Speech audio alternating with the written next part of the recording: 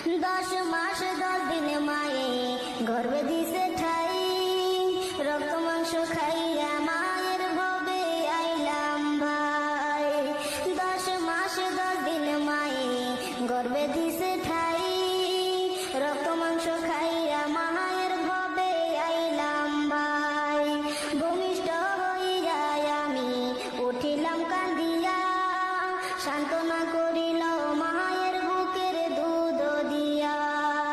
ভূমিষ্ঠ হইয়া আমি উঠিলাম কান্দিয়া, সান্ত্বনা করিল মায়ের বুকের দুধ দিয়া।